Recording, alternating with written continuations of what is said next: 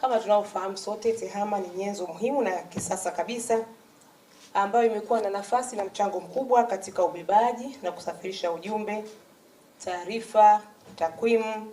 picha na sauti kupitia mifumo mbalimbali ya mawasiliano kutoka kwa mtu mmoja na hatimaye kwenda kwa mtu mwingine au eneo moja kwenda lingine kwa uharaka zaidi, kwa ufasaha, kwa ufanisi, kwa wakati, lakini kwa ubora ule ule bila ya kujali umbali na mipaka inayofikiwa kijiografia. Ndugu zangu washiriki maendeleo ya TEHAMA, tunajua sote mafanikio ambayo yameleta na mchango wake katika kuharakisha, kuboresha, kurahisisha utoaji wa huduma kwa wananchi, lakini mchango wake katika kukuza uchumi nchini wetu. Sote tunafahamu namna gani wananchi walio wengi wanatumia TEHAMA katika upatikanaji wa huduma za kifedha, katika ulipaji wa huduma za leseni, kodi na ankara mbalimbali, lakini pia katika matumizi ya mitandao ya kijamii, huduma ya serikali mtandao, afya mtandao, kilimo mtandao pamoja na huduma nyingine mbalimbali. Aidha, kupitia Wizara yetu ya Mawasiliano na Teknolojia ya Habari ambayo ndio imekasimiwa dhamana ya kutoa mwelekeo wa kisera na kiutawala katika utekelezaji, tumeendelea kusimamia na kuhakikisha mapinduzi makubwa yanaendelea kutokea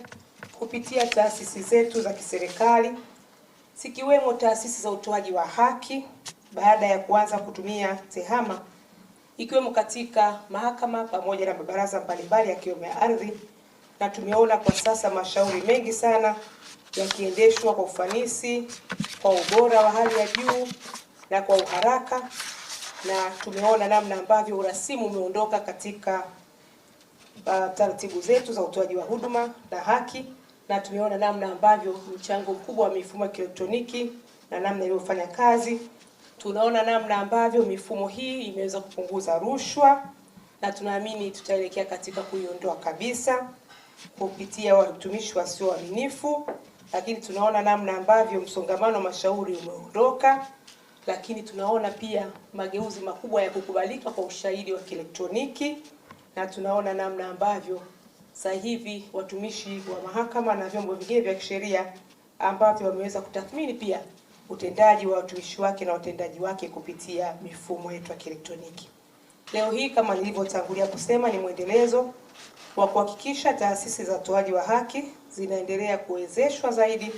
na kupitia uwezeshaji huo tutakabidhi vifaa vya TEHAMA ikiwemo kompyuta mpakato au laptop pamoja na heavy duty printers kwa ajili ya Wizara ya Katiba na Sheria